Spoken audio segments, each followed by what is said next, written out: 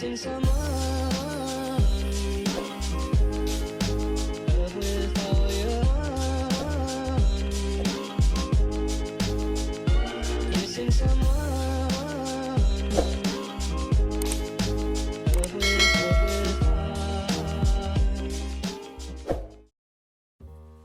Hi guys, welcome back to my channel. So this week I have a brand new client who is wanting to do my signature gray blending technique on her hair. So you can see based off of her roots that she has a lot of beautiful gray pattern growing in naturally, and she has some base color that she had been touching up.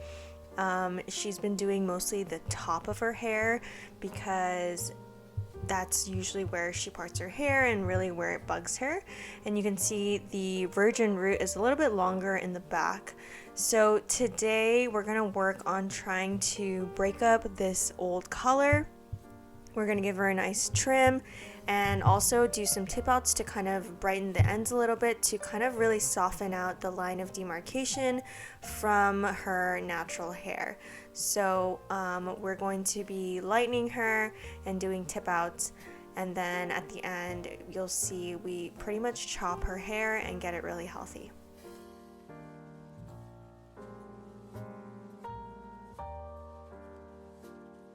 So I'm going to start around the nape because I like to detail the hairline this way. So I do a quick weave around her hairline. And for my lightener today, I'm going to be using the Danger Jones powder lightener. And this lightener does have 9+ levels of lift. And this first bowl that I have mixed up, I have diluted my 20 volume. So I'll dilute it with like 5 volume. And I really only like to dilute that very first bowl because it takes me about, I would say roughly like 45 minutes to an hour to foil a full head. And so since it takes around that much time, I do like to use a little bit of a lighter formulation to start off with so that by the time I'm finished, everything kind of catches up to each other.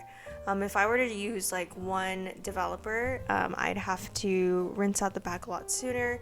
But you can totally do it that way too. It's just a personal preference that I like to do. So after doing the detailed hairline, I'm going to go in and pretty much start my slicing pattern up the middle of her center of the back of her head. And this way I can tackle the back all in one go, and I won't have to split the back into halves. I used to do it that way and I felt like it kind of took a little bit longer when you would split this back area into 2 different sections. So I've just combined it into one and just kind of taking that center, and then you'll see later how I connect the sides of the back that is missing from this middle section with the sides when I go ahead and do the front. And it just has saved me a lot of time, and I feel like it works really well as far as visually seeing where my placement is, because when I go back in and do touch-ups on my clients, it's very easy to kind of go from where I had ended the last time. So it's just a really easy placement for me to visually see that. And when I go in next time, when she does come in for her touch-up, I'm essentially going to actively search for the areas that I'm leaving out today. So a lot of that negative space that you see in between my slices, that's what I'm going to be looking for the next time, and even the touch up after that to pick up. And essentially we're going to try to get rid of a lot of that previous hair color or base color that she has that she was covering her grays with, because that dark color does need to come out eventually so that we can have it blend into her natural gray pattern. So a lot of her inspo pictures, she had quite a bit of dimension in some of them, and so I really don't want to over highlight her, and that's also part of the reason why we opted to do more of a foil technique rather than like a solid application. Because when a client comes in for a consultation or texts me through consult, I will usually give them 2 options. We can either foil it this way, and it kind of is more gradual to get to their goal, but it stays blended because I don't like to add low lights, so I kind of essentially use their natural hair and whatever they have to work as their in-between darker color that gives it that dimension.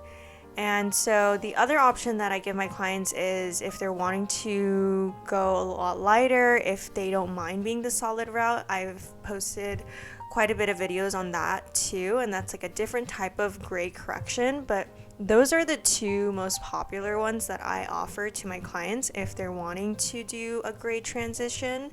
There are so many ways to blend gray. This is just the way that I do it and find that really works for me and has just made a lot of my clients happy, and I feel that is really efficient in the way that I work.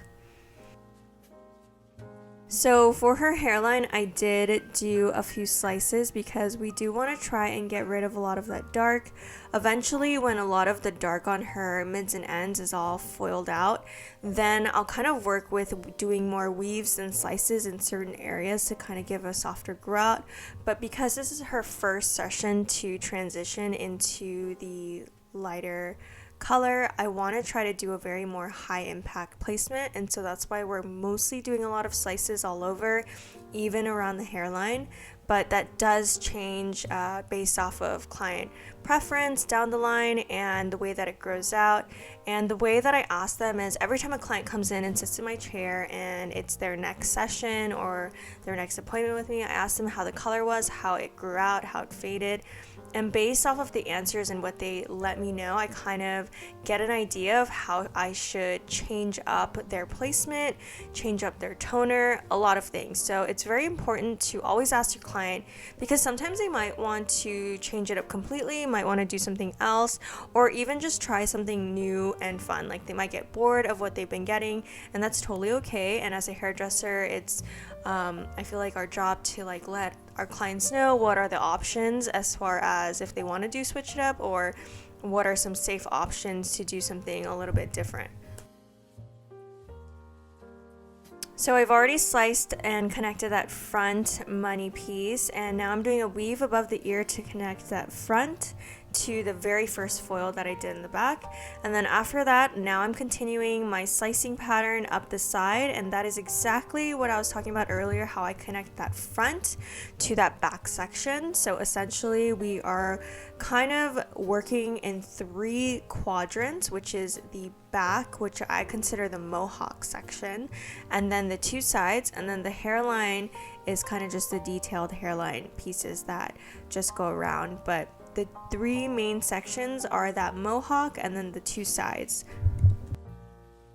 So while I was foiling my client, I had my assistant Emily separate the hair from the foils and kind of direct them in the sections that I am going to tip them out. So when I do my tip outs, I like to make sure that I'm bringing and over directing the hair, kind of feathering up to soften and diffuse the line of demarcation. I utilize teasing and I utilize weaving in my tip outs, and I feel like doing tip outs really make a huge difference, especially when you're doing like a foliage like this or a really heavy highlight or anything like that, because it really elevates the look and gives it that look where the ends are getting gradually lighter from the root. And I find that this just looks really natural and just makes everything look so much more blended when you do tip outs. And so lately, in like majority of my balayages, I have been incorporating tip outs, even if it's just like 3 tip outs in the front. On the sides, it makes a huge difference.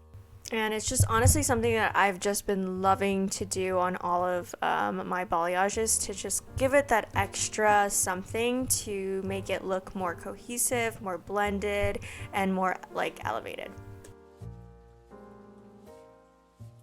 So now I'm going in and pretty much wiping out the foils. So you can see I've clipped away her hair where the tip outs out are and where all the rest is, and I'm going in and pretty much taking out the slices that were in the mohawk section that I first did, which is that first middle section of her head. And what I'm doing is I'm kind of just like marrying all of these together and smushing them together, because she did have that permanent color on the end. So some of the ends of her hair in these areas do look a little bit warmer than others. So you can see I'm rinsing out the root, because a lot of that root had some virgin hair, and then it also just didn't have layers of the permanent color like the ends did.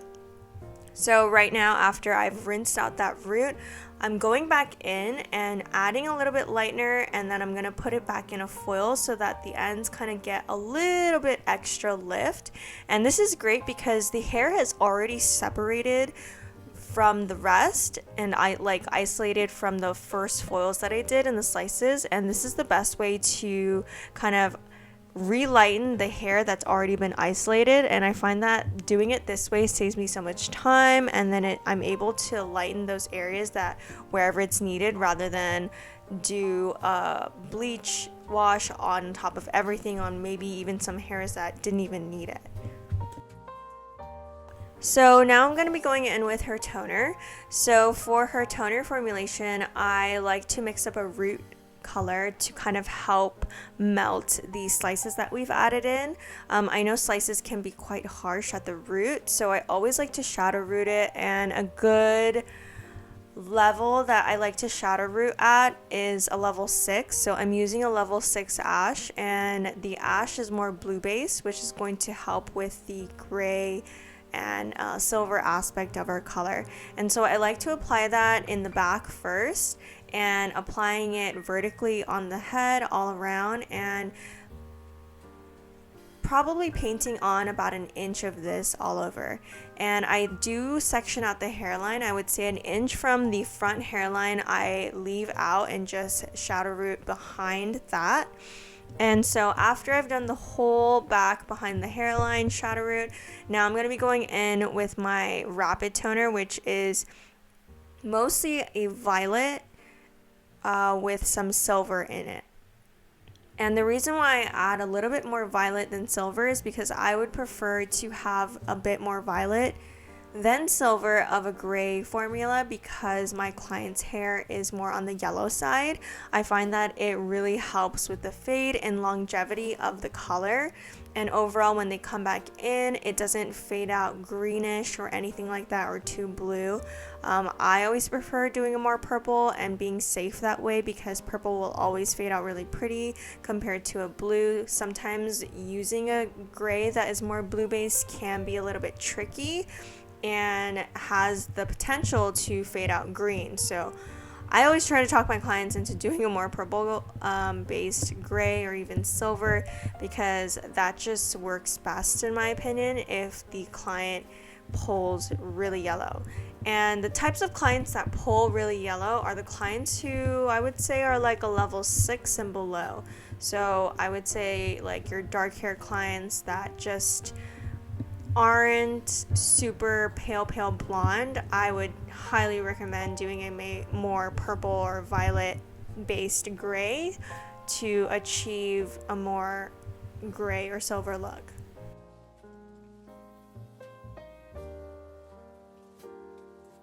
Alrighty guys, so here is the finished look. I absolutely love the way that this one came out. I feel like all of the yellow has definitely gotten toned out by the toner, and I feel like everything just blends really well.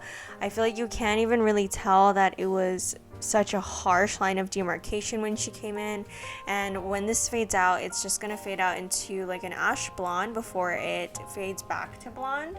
And she can maintain this color with some purple shampoo at home, and then she'll probably need a touch up to do her roots in about like 12 weeks or so, and then by then she'll definitely need a toner as well. But I feel like even though we used a more violet based gray toner, you can see it looks very neutral in this lighting.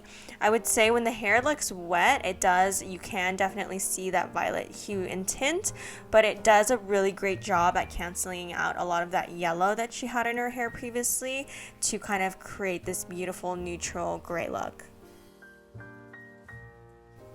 Alrighty guys, that is it for this week's episode. Thank you guys so much for watching and tuning in, and as always, I will talk to you guys next week.